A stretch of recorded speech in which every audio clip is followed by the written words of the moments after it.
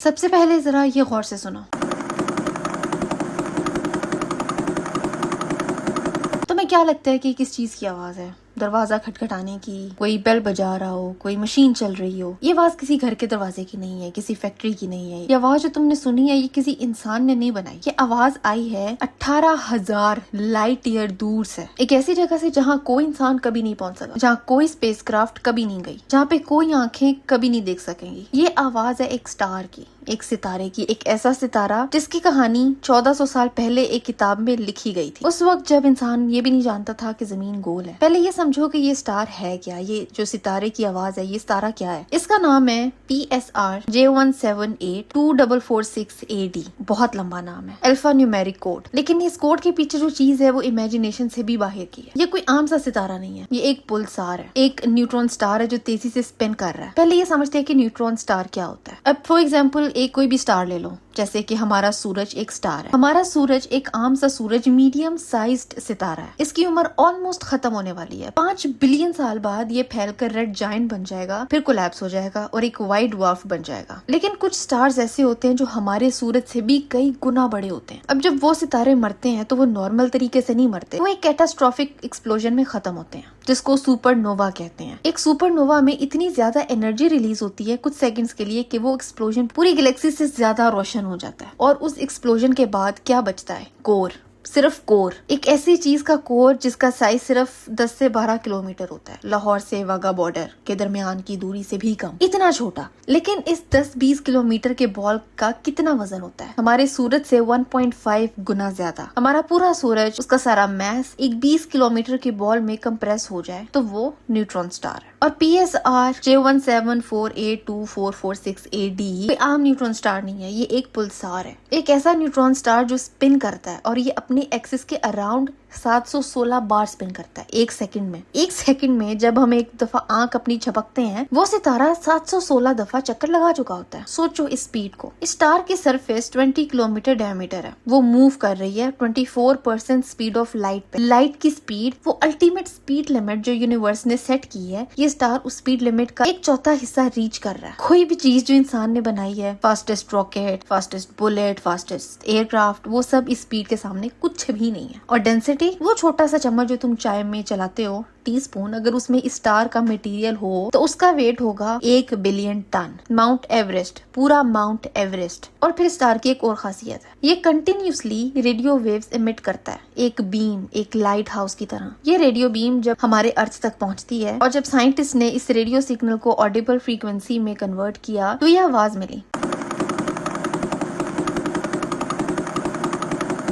ठक ठक ठक ठक ठक ठक, 716 मरतबा एक सेकंड में। ये पुल्सार सिर्फ तेजी से स्पिन ही नहीं कर रहा, बल्कि ये एक बाइनरी सिस्टम का हिस्सा भी है। इसका एक कंपेनियन स्टार भी है जो कि इसके अराउंड 26 घंटे में एक चक्कर लगाता है। ये स्टार टार्जन 5 के नाम से ग्लोबुलर क्लस्टर में मौजूद है। अब ग्लोबुलर क्लस्टर एक ऐसा डेंस ग्रुप ऑफ स्टार्स है जहाँ पे हजारों पुराने सितारे एक साथ भरे हुए होते हैं। और सबसे माइंड ब्लोइंग बात ये है, इस स्टार की डेंसिटी इतनी ज्यादा है कि इसका अगर एक छोटा सा पीस भी जमीन पर आकर गिर गया, वो पूरे के पूरे शहर को तबाह कर सकता है। एक टीस्पून भर के मटेरियल का वेट 1 बिलियन टन से भी ज्यादा होता है। साइंटिस्ट कहते हैं इतनी तेजी से स्पिन करने वाले न्यूट्रॉन स्टार को मिली सेकंड पुल्सार्स कहते हैं। ये स्टार्स पुराने होते हैं लेकिन अपने कंपेनियन से मटेरियल्स चुराते रहते हैं, जिससे उसकी स्पिन स्पीड बढ़ जाती है। जैसे आइस स्केटर अपने हाथ अंदर खींच के तेजी से घूमता है। आज तक ये दुनिया का सबसे तेजी से स्पिन करने वाला कंफर्म पुल्सार है, 716 रोटेशंस पर सेकेंड। अब जरा चलते हैं 1400 साल पहले अरब में। आखिरी नबी सल्लल्लाहु अलैहि वसल्लम, जिनके पास कोई टेलीस्कोप नहीं थी, कोई ऑब्जर्वेटरी नहीं थी, कोई फिजिक्स की किताब नहीं थी, उन पे वही नाजिल हुई सूरह तारिक। और वो सूरह शुरू होती है इन अल्फाज से, वस्समाइ वत्तारिक, आसमान की कसम